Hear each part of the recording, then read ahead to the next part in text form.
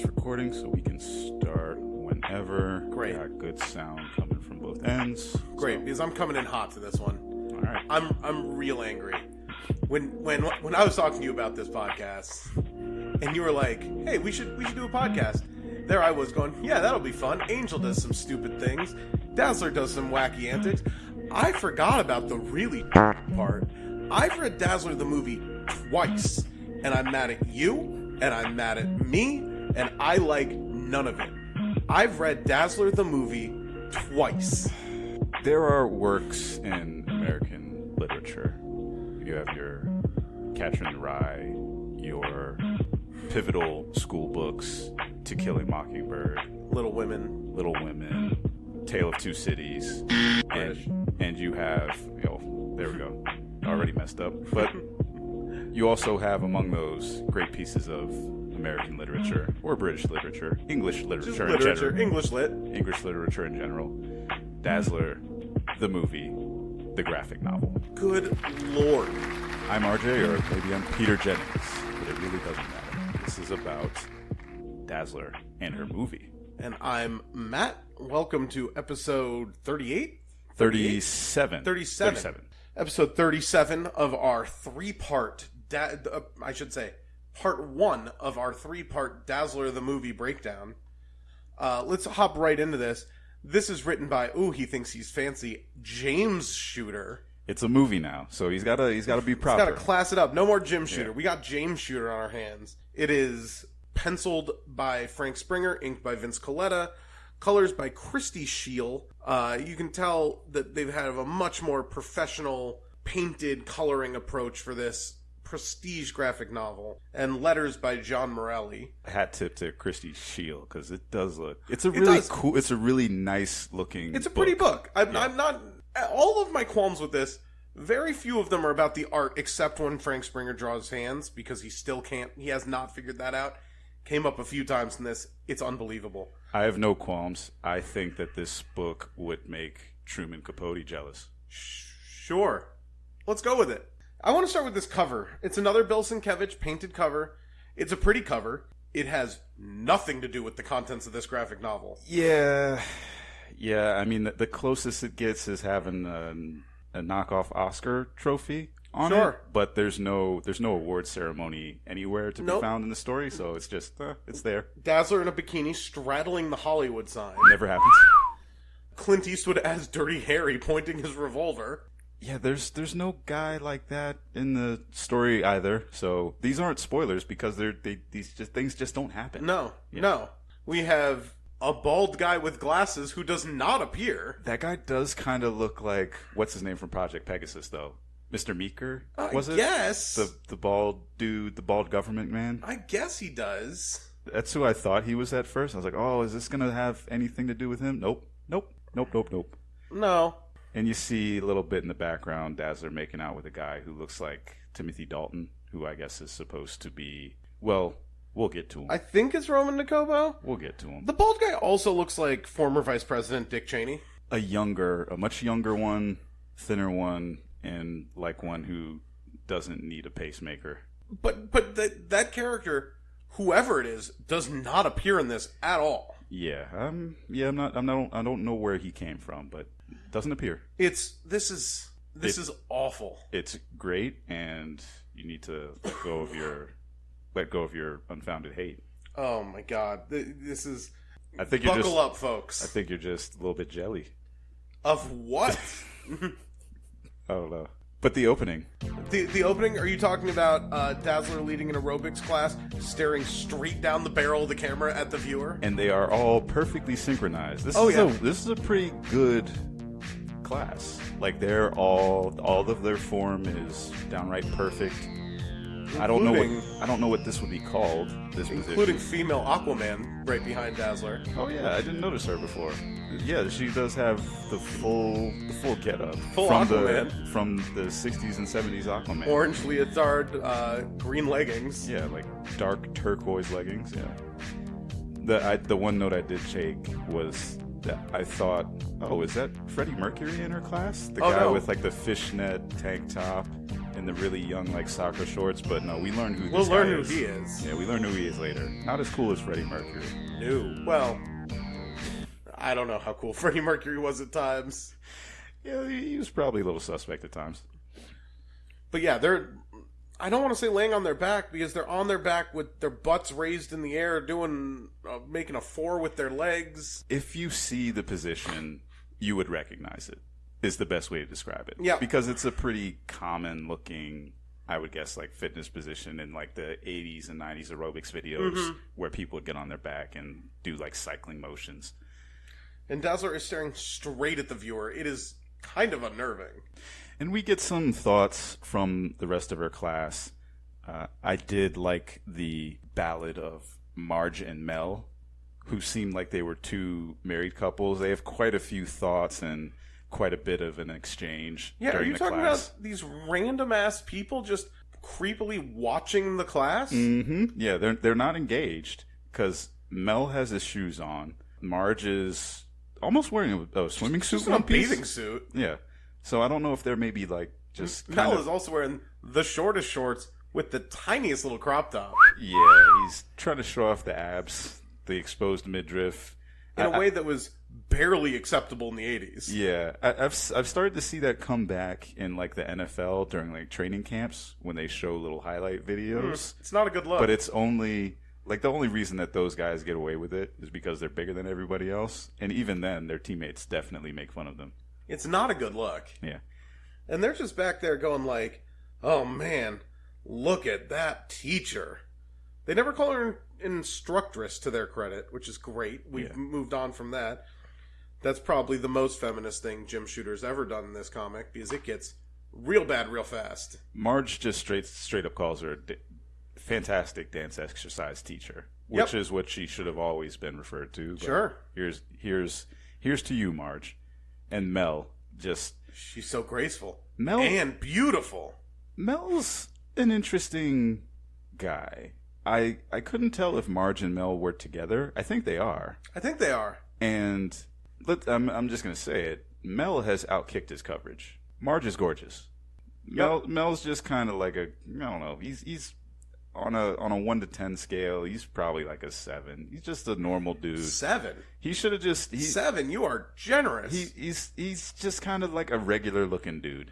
No, he's got nerd glasses. 6. He's balding. Yeah, that's the next thing I was gonna say. He should shave off the side crown he's got going on. Just dive in, man. Come on home. Marge commenting, every woman here would give anything to look like her. And Mel adding on, and every man would give anything to be with her. Mel, read the room, buddy. And Marge, to her credit, goes, you'd said that about anybody else, Mel. You'd be sleeping on the couch tonight. But, have to admit that I understand, sort of. Thruple? I don't think Allie'd be down. just Allie is way too square. Just throwing it out there. I think Marge is just throwing it out there. But yeah, you see the whole Mel class. doesn't want that either. Mel just wants Allie. He doesn't want Marge. Yeah, Mel is again. Also, I don't think Mel ever comes back after this page, so we don't need to focus on them too much. Yeah, again. They're just little exposition machines. Mel has outkicked his coverage. Marge just, I don't know, standing around in the bathing suit. Interesting enough. But yeah, they go. Just watching this class, it's so weird. I like the view of the class too. Once they're kind of wrapped up, they are just dripping.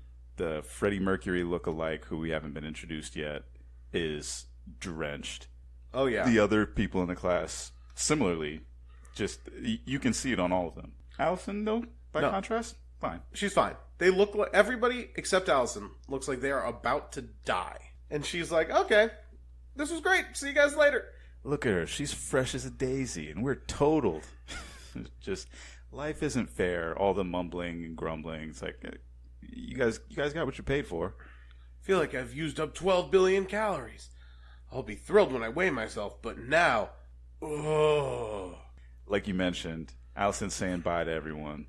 She'll catch them on Thursday.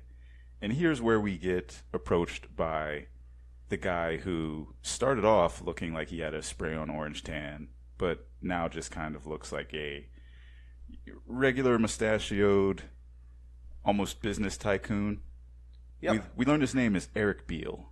He earns Beale Productions. He walks up, immediately puts his arm around Allie like, a cool guy. That's a nice thing to do. And his first words to her are, "This is my first class, Allie. I'm impressed. You're incredibly sexy." Strong opener, Mr. Beale. It's a different time. It's a simpler time where you could just approach and say something, I don't know, that's kind of classified as a verbal assault just in the middle of public. In Beale's defense, and this is the only defense I will give him, because very quickly he goes down a much worse path than even starting here. Her breasts are almost out. Yeah. She is showing off. Not that that is permission to verbally assault anybody, but she is... She's hanging out there. She is hanging out there. She's gathering, she's, got the girls on full display, keeping them ventilated. She is a Frank Springer drawing, for sure. A girl who looks like you could really go far with a friend like me behind her. Now I want you to go change and meet me in the lobby in 10. What? He's so classy. Come on, Toots. We gotta go. We gotta go. He doesn't say that part. My limo's waiting outside. Allison's trying to let him go, trying to give him the hint that she's not interested, but he's not taking that hint. She makes up a rule, then just tells him that, gym employees are not allowed to date any of their students, just to kind of brush him off gently. And then she goes and starts lifting weights. I mean, that would have been an easier excuse. She could have just told him, yeah, I'm not done. My shift's not over. I'm going to go hit the gym. Yep. Get a workout. Yep. But no, she makes up this rule, starts lifting weights, and bumps into Freddie. Oh, Freddie. I know RJ's got a lot to talk about with Freddie. Freddie. So Freddie's watching Allison lift. Wow, that's 120 pounds. You lift most of the men. Twice as much as me. Freddie, don't admit this, Freddie. Twice as much? Freddie. I gotta say, I'm not in good shape. I can admit that. 60 pounds is not that much. 60 pounds really isn't much at all. I mean, yeah, Freddie, come on, buddy. You can't admit things like this. I bet you're as strong as Lisa Lyons, the bodybuilder. So I did a little look up. They spelled Lisa Lyon, her name, wrong. Sure. Maybe intentionally for copyright issues. Could be. Probably just lack of research. Could be. But I looked up her stats. So Lisa Lyon, this was in 1980, if I recall correctly. Yeah, 1980. She was listed as 5'4", 120 pounds. So she was close to Dazzler's height and weight. Yeah, that's pretty short. Yeah, maybe 5 pounds heavier. But she was able to deadlift 225 pounds. I'm guessing this is reps. She was recorded as benching 120 pounds, which is pretty good too, and squatting 265. So Freddie right away, he's a little heavy-handed with his compliments. She's not stronger than Lisa Lyon. No, but I do like Allie's response. Oh, I don't know about that, but I am in pretty good shape. Yes. She's willing to admit it. Yeah, she will admit. She will admit to Freddie. And this being in pretty good shape will come back later. I wonder if they had an intentional Aquaman thing going on with Freddie as well. Because Freddie really does have he's wearing a bright orange shirt and green shorts, too. Yeah. What's going on with the Aquaman colors in these opening pages of this terrible comic? He's got it going fully on, and it's not a good look for Aquaman, given Freddie admits that he can't manage 60 pounds. No. So Freddie continues, I don't know, chatting up Allie is too strong a word. More like bumbling through how he's terrible at talking to people. He reminds me of like Jimmy Olsen and like the old Superman. Maybe if Jimmy sucked. Is the old Superman like, oh boy, I mean, you get the old boy, but Jimmy was never, oh boy, girls never want to talk to me, Clark. Why don't girls like me? Oh man, poor me. Jimmy never did that. Didn't he? He may as well have. Not as sad. He might have done why can I never get a date? Wah, wah. And Fair. Then they'd have like a laugh. It was never like, oh boy, Clark, my life sure is sad and I'm in a deep hole. Fair. Jimmy was a bit more of a go-getter. He was plucky. A bit more of someone who had a can-do attitude. Freddie's really down on himself. Freddie's really down on himself. Freddie sucks. He joined the club to meet people. Ooh. Really? He joined a gym to meet people? That's not the place to do it, man. It's like going to. I joined this co-op food place, to read books or find some good reading material. It's like that's not what this is for. Yeah, I don't really know what his goal was. I mean, I know what his goal was. It was to meet people. I don't know what his plan was. Yeah, it's interesting.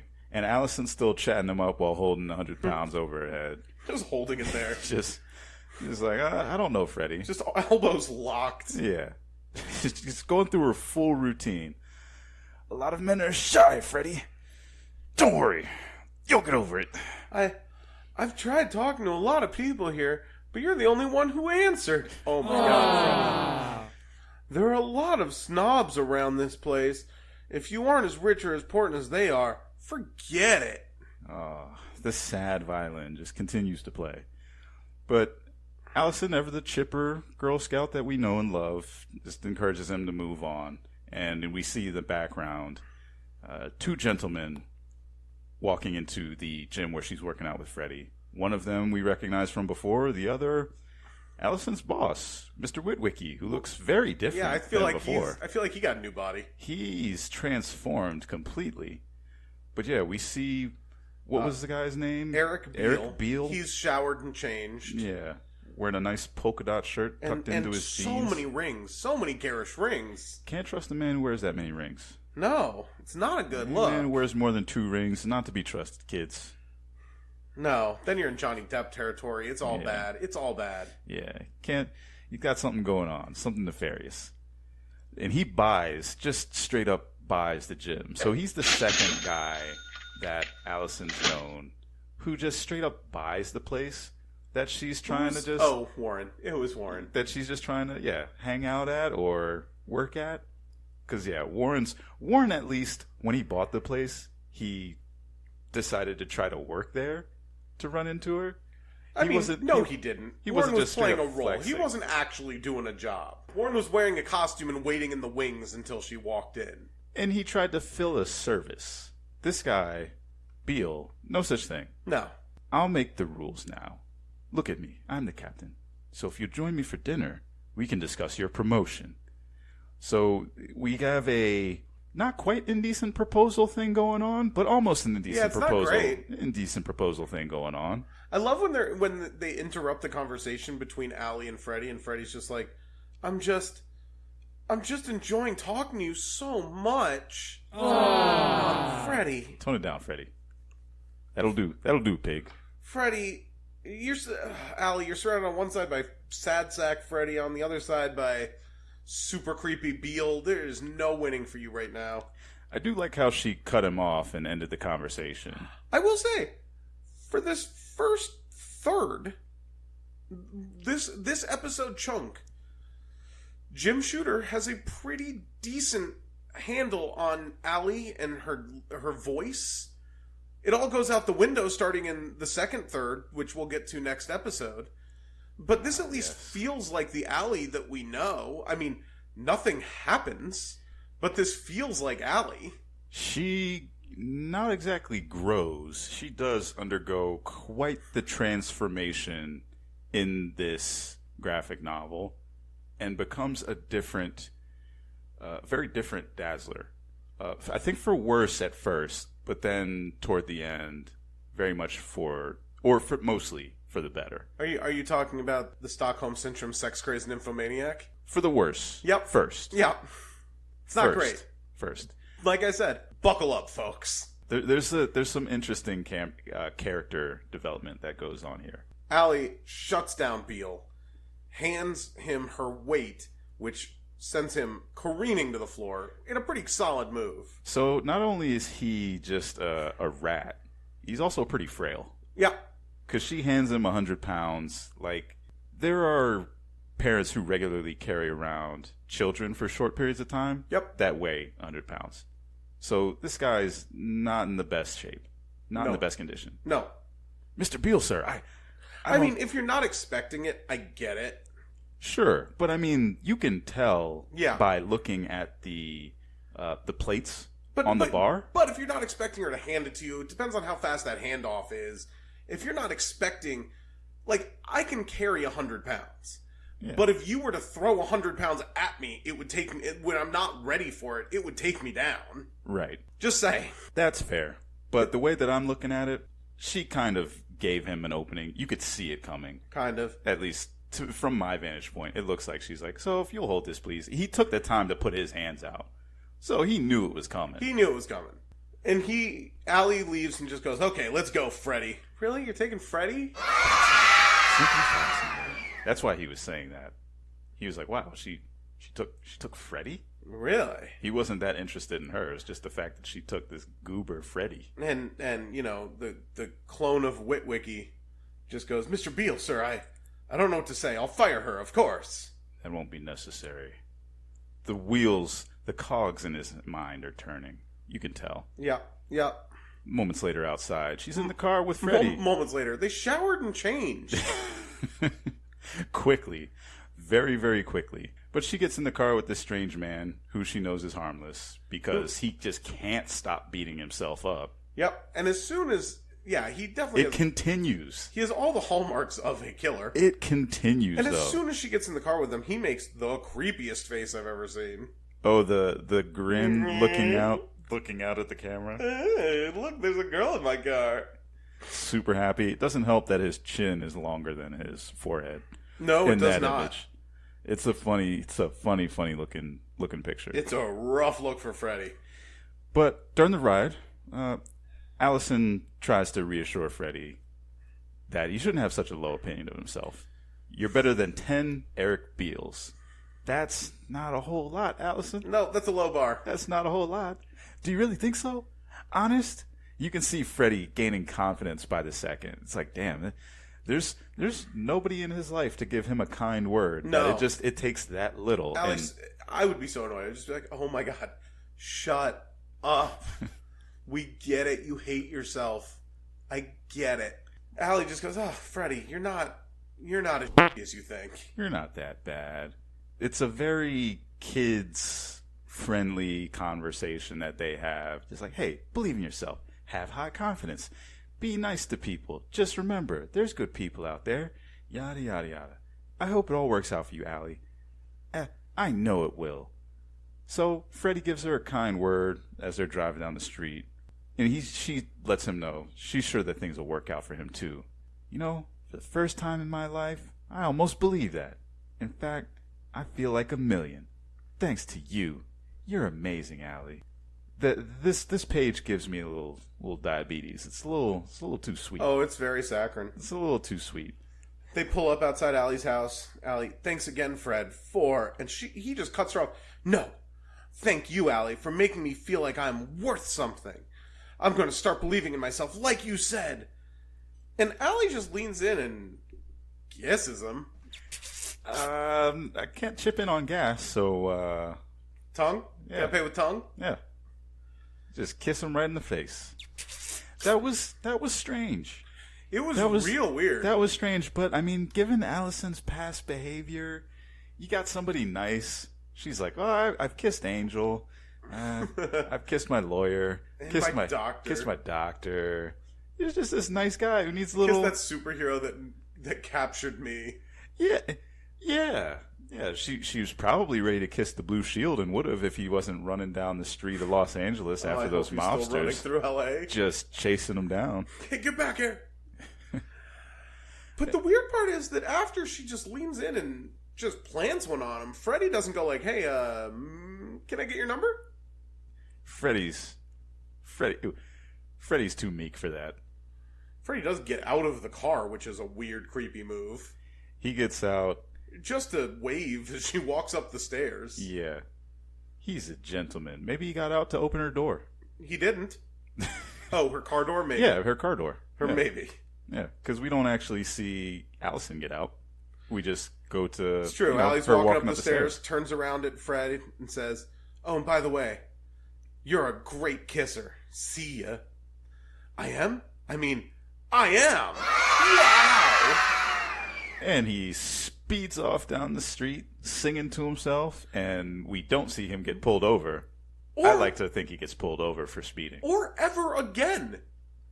Yeah, that was a weird couple. We spent two we spent, pages like, with, like, Freddy. Way more than 2. We spent like 6 pages with Freddy. Yeah. 1, 2, 3, 4, 5 pages of Freddy. We got 5 pages with Freddy. And we never see him. Only to see him speed off. We never see him again. Yeah, I wonder what happens with Freddy. I wonder if he runs into... Maybe he runs into the Mutant Hunters.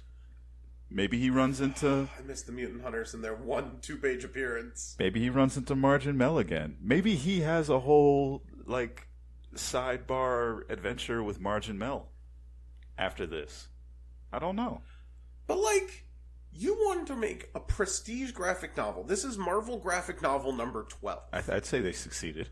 No, I would not. Prestige is the key word that they did not succeed. They made a graphic novel. You can't really argue that. That's a fact. It's a big, long graphic novel. We got the hardcover. It is a big, long graphic novel. But my point is, this is Marvel graphic novel number 12. They made these graphic novels in continuity. Some of them kicked off some big things. God Loves, Man Kills. One of the best X-Men stories, arguably, of all time. It's a classic. Is one of the Marvel graphic novels. And Dazzler. The beginning of New Mutants, the introduction of all of those characters, except Karma, who was introduced earlier, but the creation of all the New Mutants as a team, that was a Marvel graphic novel. Mm-hmm. The beginning of the She-Hulk series that John Byrne wrote, Marvel graphic novel. Right. And then you have this. They didn't even have enough pages to make a graphic novel, and they need to jam 5 pages of Freddy in. You mean, and then they have this, like 5 levels above those things? I do not. I think that's what you mean. I do not. I feel like that's the way that we should be talking about They were this. so short on pages, they needed 5 pages of Freddy. Freddy is the glue to the first third of this story. If you took out Freddy, you would lose nothing.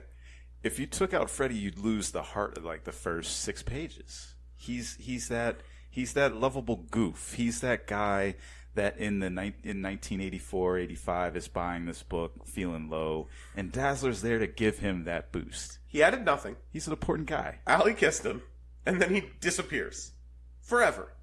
Yeah, we do not see Freddy again. It's so weird. He drives off down the street singing to himself with a song that I guess only he made up himself. We get his last name, though. Stanachek. Oh, I believe in you, Fred Stanachek. Believe in you. Okay. I don't think that's a real last name. Meanwhile, be it ever so humble, it's probably literally 5-10 seconds later. Because she's just walking into... Meanwhile. She's just walking into her apartment. And boy, is it humble, just disparaging her own apartment again. She hates where she lives, always. That's her thing. Yeah, and this is a bigger flat. It's maybe... I don't know. Is it a studio? It looks like it's probably a studio because the bed's kind of... I don't see the bed. It might have a bedroom. Near the couch. Or is that a table? It's hard to tell. Yeah. But it's certainly bigger than her... It's either a large studio, maybe a 1-bedroom. Yeah, it's certainly larger than her New York flat. Yeah, it doesn't look like a fold-out couch situation. Right. There's no place like home. She clicks on some music to save some money on electricity because, Dazzler doesn't use the lights. And oh my god, this dialogue. It feels good to cut loose. So she starts glowing, just, I guess, waxing poetic about how it feels to be her. I wonder what sound feels like to normal people. Can they feel it soaking through their flesh and into their bones and swirling around inside? Or do they really just hear it? Yeah, she's wondering about the NARPs, the normal-ass regular people. NARPies. God, she loves the harmonies, the layers, just really laying it on thick. It's actually kind of cool. It's if you're into that kind of thing. Doesn't know music. Yeah, it doesn't. I really love music, harmonies, rhythm, cascades of synchronized layers of energy. It's a bit much. Okay. It's a bit much. You can see why she likes to perform because she really loves music. Maybe has an unhealthy relationship with it.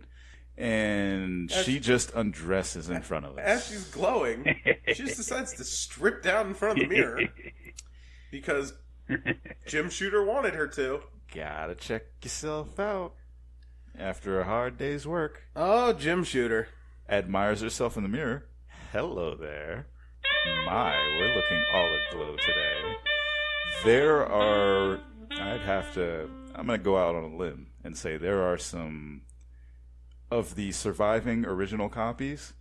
there's probably a lot of like these pages that are just like worn out or probably missing from the original print. Gross. Just from little kids. Gross. Or not little kids, just teenagers. Gross. But it's that kind of picture.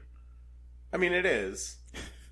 This is also clearly where I could feel them regretting taking her away from her entire supporting cast because she's walking around talking to herself like an idiot for like 4 pages straight.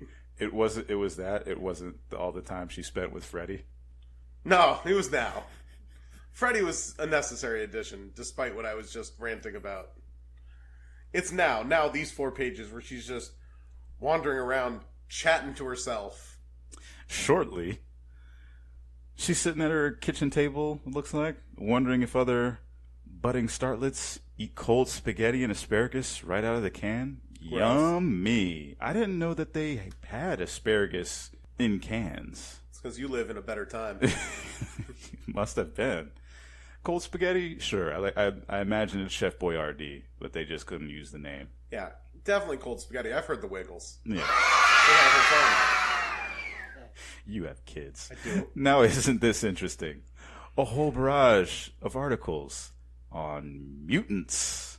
So we get a glimpse of the paper, President Demands Anti-Mutant Legislation. So this is right around that time where I think like you were mentioning, God Loves Man Kills was maybe a year or 2 before this. So yeah, it was definitely a little before. No, maybe. I want to say it's before this. Oh, it's definitely before this. Yeah.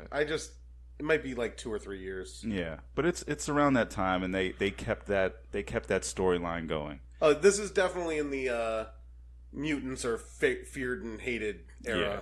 Oh yeah. Allison's thinking to herself, or no, not thinking to herself, talking to herself, just out loud. Yeah. For pages. Jeez. She won't shut up. She Yeah. is talking to herself for like 4 pages straight. Yeah, these could have been thoughts, but fine. Especially since she's got music going. It's like, Yep. if you love music so much, Listen to it. Don't talk over it. But she doesn't hear music. She feels She it. feels it. Okay, yeah, that's true. Just feels it in her bones. It courses through her veins. Yeah. She hears it extra loud. Has the world gone so paranoid?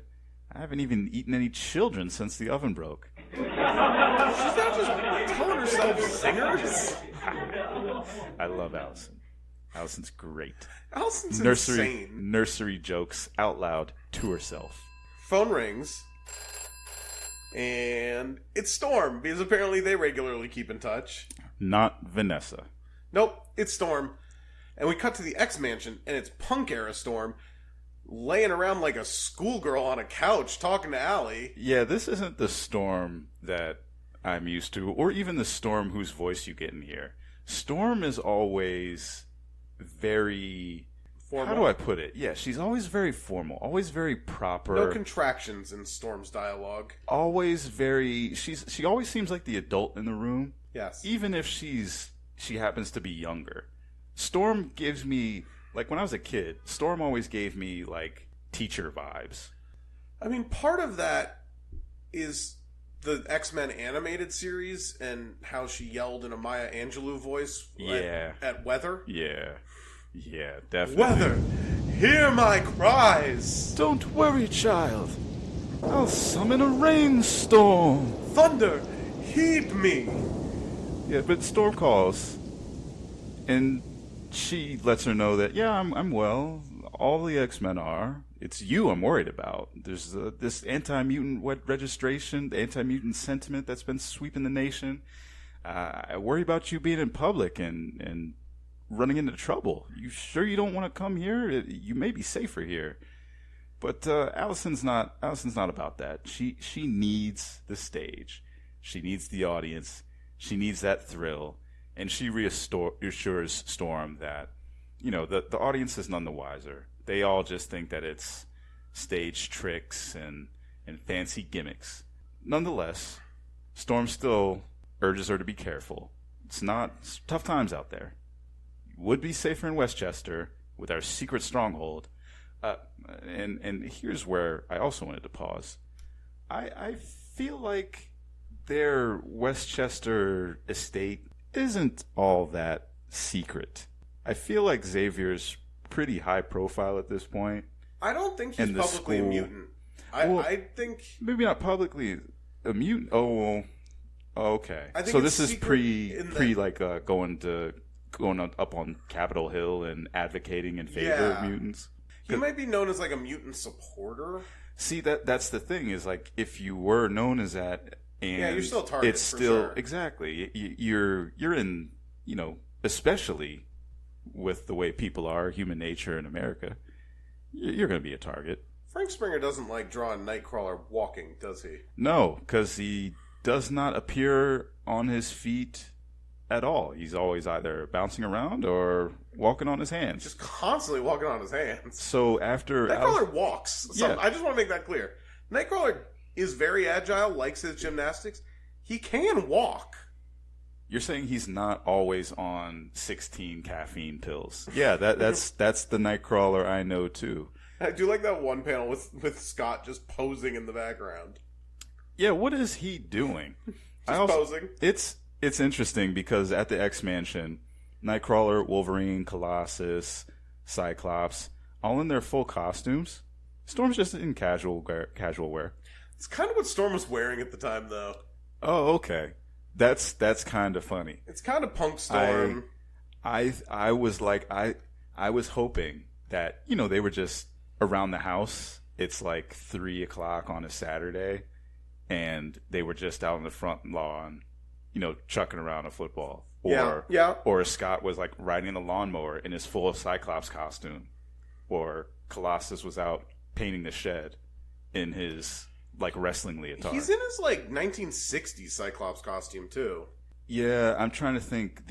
What year did, I guess it was later in the 80s, closer to like X Factor when he had the big white X. Yeah, that across was his X Factor, chest. so that would have been later. Yeah. Not much later, but I don't think he was wearing the yellow underpants anymore at this point. Neither here nor there. We get a couple more panels of the X Mansion for no discernible reason. Then we cut back to Allie. After Storm's watering her flowers and chatting up Nightcrawler, Allison gets gussied up because it's time for... She doesn't have just one job. You can't get by with one job in Los Angeles. Oh, no. Especially when you first get here. You got to have two jobs. She's got a day job and a night job. What's her night job? Oh, it's the fun one. She's got to go out, do a little stage performance. But, like, she also says it's her first performance in L.A. She's been in L.A. for a while. Yeah. I mean, I guess she hasn't gotten any gigs. She's been at that gym for a long time. And remember Harry let her go, unfortunately. Yeah, but apparently Roman's been repping her. Has he, though? I don't know. He's depicted again wildly inconsistently in this. There was a big jump off from being, oh, Roman's done so much for me, to, oh, we're back to this is my first gig. We're in back Los to Angeles. introduction Roman. Meanwhile, somewhere in Beverly Hills, oh, here we are. We're back to how Roman was introduced. You can just hear the swinging 60s jazz music as you go through this big estate in Los Angeles. The big double doorway, up the stairs, down the sweeping hallway with this long red carpet along the walls. I guess adjacent to it, got a bunch of records hanging on the wall, and an Oscar. Yeah, an Oscar with some pictures of a man who you can only assume is Roman Akobo. Hard to tell. He looks a little different in each picture. Just chatting it up with different high-profile people. We got Bob Hope. Yeah. Got at least 2 presidents. Yeah, one of them looks like Nixon. Oh yeah, maybe 3 presidents, because I see Reagan and maybe LBJ. Yeah, with the golf hat, probably. No, the golf hat's definitely Bob Hope. Oh yeah, you're right. LBJ's the one with the glasses, kind of in the center there. Yeah. And maybe Kennedy on the top right. Yeah, I think maybe you're right. Because that one says Best Jack on it. Yeah. So that's got to be Kennedy. That's probably Jackie, yeah. And then you go to the door and you hear a rap. You get a couple of figures in a massive bed. You can't quite make out the fake faces yet.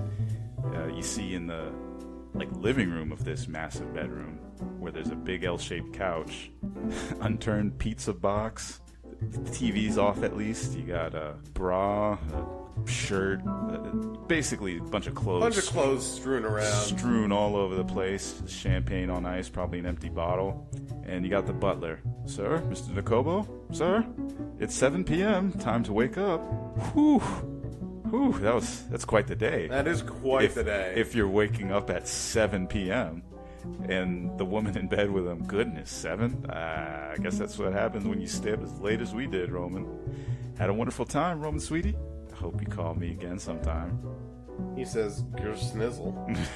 I think it's supposed to be a snore, but it is just a weird arrangement of letters. Roman was the first one to come up with for shizzle. Mm-hmm. And it just kind of, Snoop Dogg took it from there. I have to go now, lover, okay? Roman considerably outkicks his coverage. We see this woman leaving minutes later. No idea where she's going, maybe back off into the night. Almost definitely.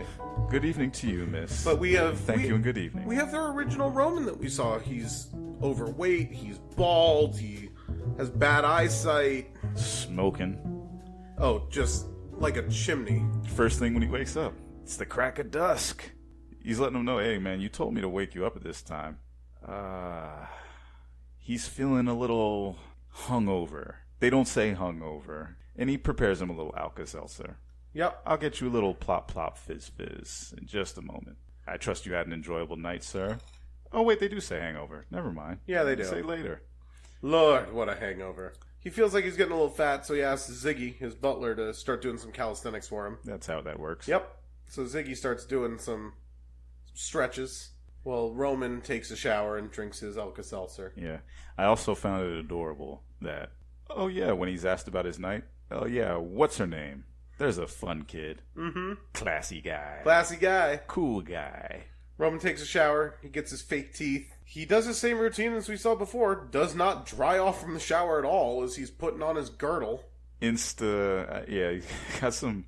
Maybe he's got some high-tech, futuristic, moisture-wicking stuff, or maybe he just walks around damp for the first part of his day. I think it's the second. It's probably more likely the second, because he is standing in a puddle. In a puddle. While he's putting on that girdle. He puts in his contact lenses and then puts on the teeniest, tiniest little shoes. Yeah. There's with plenty dainty of little feet. With plenty of lift. Always plenty of lift. Oh, yeah. Those have some serious heels. And it's like magic. He's a different man. Then he gets his toupee, and now he's the Frank Sinatra we all know and love, while Ziggy is still doing some aerobics. He's a very different man. Ziggy, his butler, while he's doing the aerobics, tells him, hey, your accountant's been calling. He's trying to get a hold of you to talk about some of your financial woes, which Roman, of course, just brushes off. Do you know who I am? I'm Roman Nakobo. I don't have any money issues. Showbiz legend. Oh, I hate this. It's the setup. It's an essential 3 pages. It's essential setup for this 3 pages for this key character, this key pivotal Jesus Marvel legend, Roman Nakobo. Later at a downtown night spot, the Zest, where you got cocktails and singing stars. Cocktails. Allison Blair, the Dazzler, makes her Los Angeles debut. Starts performing I'm Still Standing. Is that a real song? Yeah. I didn't look it up. Yeah. It's, I'm still standing better than Oh, ever did. okay. I have heard that. Looking like a true survivor. Yeah. I've only... Okay, I recognize that I'm Still Standing now. But I never listened to it. Listen to it past that. Or listen to the words past that. No, it's Elton John. Yeah. It's Elton John classic. Gotcha. And she's playing with, I don't know, Tony Bennett on piano? Yeah, he's got that look. He certainly has that look. He looks like Tony Bennett. Yeah. Tony Bennett when he was 85. Yeah. I mean, she gives him a name. Claude Rubio. Tony Bennett is Claude Rubio. Tony's better. Who do we see in the crowd? Oh, none other but Eric Beale. Just pulling there's very few men in Allison's life who don't wind up stalking her. Even some of the ones she likes start as stalkers. Yeah, it's... Dr. Boundaries stalked her. It's interesting. Human Torch. Warren. Yeah. Human Torch was a little better. Yeah, he was the first one, though. It was more mutual. He was the first one. Yeah. Before they decided to ramp it up. She's all you said, and she has a fantastic voice. How does she make that sparkling? I've been wondering about that myself. The intrigue grows. Her piano player says to their side, wondering too. How do you do that? It's trade secret. It's a little stage magic. Plays it off. Trade secret. We're in the same trade. How'd you do it? Don't be a jerk, baby. Let him know. Great gimmick. Really spices up the act. Smile, Miss Blair. And she's getting press here. Quite a bit of press. Yeah, way more than she expected, which was none. Yeah, people snapping a whole bunch of pictures. And, she starts heading out. She kind of doesn't even see that, what's his name? Beale is there. Yeah. Something interesting starts to happen on this page. The questions that she's getting asked about Roman Nakobo and being romantically linked. This gets a little frown on her face. It bothers her a bit. During that time, while she's sneaking out or while she's exiting, Beale also notices that she doesn't blink during all the flashes going off. Yeah, not like she doesn't blink at all, but like for each camera flash from this press, she doesn't even blink at all. She seems oddly comfortable with the bright light. Yeah. Is Roman as good in bed as his legend would indicate? The press. Gotta love the LA press. Good old journalism. The early days of TMZ. No comment. Now, excuse me. Her dress got much smaller. Yeah, she ditches out the back. It continues to go lower and lower. Yeah, and higher and higher. Yeah. Taxi! There's a cab. So she walks out the alleyway, gets a taxi cab. Something you can only do as a white woman. If you come out of an alley like that. I mean, I don't know about the 80s. Something you can't do in LA today. Taxi, you need to call a cab. But you come out of an alley and call a cab, there's not a good chance that you're going to get picked up. Nope. Or not a good chance I'm going to get picked up. Nope. Moments later, pull over, please. The cabbie's confused because they just started.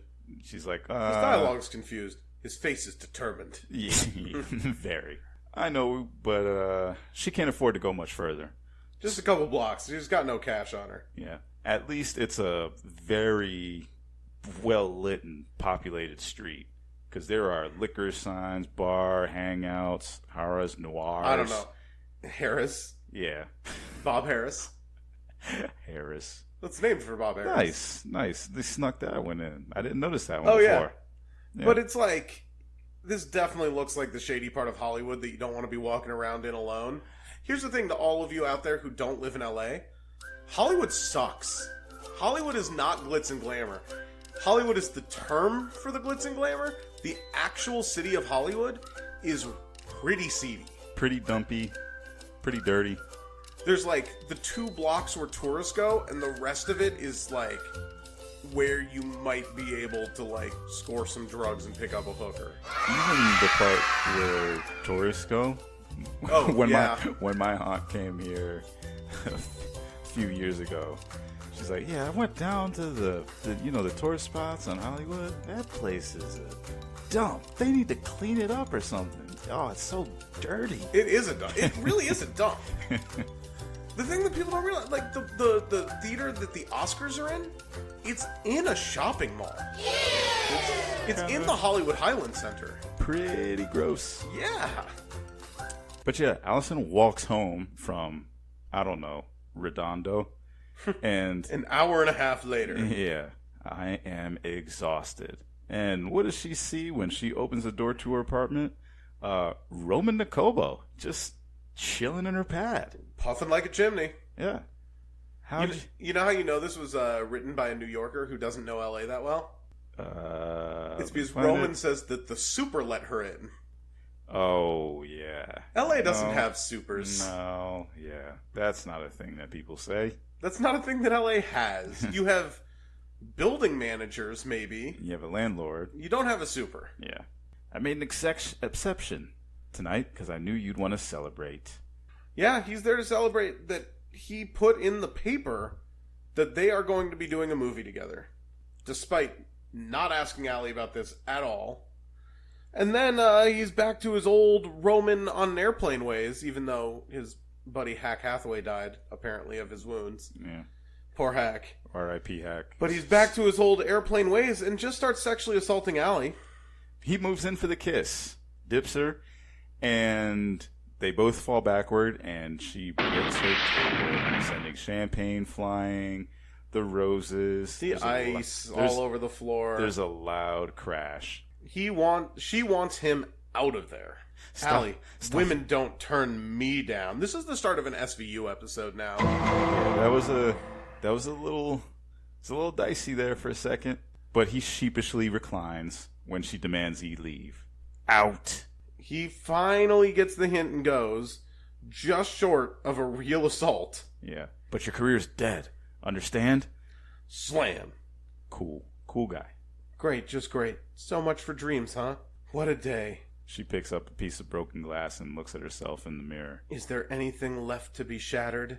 Oh, such a dramatic way to end the first third. And that's it. That is our first third of Dazzler the movie. Nothing happened. Then nothing happened. We meet Freddy. Well, when still nothing happens.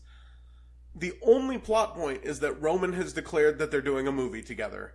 Act 1. Act 1 has an important setup. It's like Of Mice and Men, you know? Act 1 of Mice and Men, not a whole lot happened. Until it happened. That's what Dazzler, the movie, the graphic novel is like. Except for the part where it happens. Nothing happens. It's like Of Mice and Men. To see if nothing actually happens, I guess keep on listening to parts 2 and 3 of our giant Dazzler the movie breakdown. Up until now, not much has happened. This has been the Almost Next Men podcast. Thanks again for listening. You can download it the usual spots. You got your Spotify, Google, which will probably be moving to YouTube soon based on all the messages I see on their webpage, and your Apple Music. There's also iHeartRadio. There's really anywhere that you can find podcasts. We're everywhere. Just go to your favorite podcast platform and search for us. We're there. Yep. And if we're not, then you're probably not hearing this to begin with. How'd you find us? Yeah. Magic. Witchcraft. Yeah. But other than that, you can find us at Instagram at Dazzler Podcast. Forget the it's at Dazzler Podcast. I almost said at Dazzler the movie, and that's not right. That's what we're talking about. The at Dazzler Podcast. It's just that. It's taken over my brain. It's that effective. It's that gripping a piece of art. It's not. That it just consumes you. It's not. I've died. It's so bad. We haven't even gotten to the bad part. Right now it's slow. At least it's not offensive. That changes soon. It'll win you over yet. It'll win you over yet. It will not. I've read this twice. That's 2 times too many. Oh, but tune in to part 2 of our Dazzler the movie coverage, where I think it's going to start getting pretty offensive. I call part 2 May-December. Oh, good Lord. Until next week, go for it.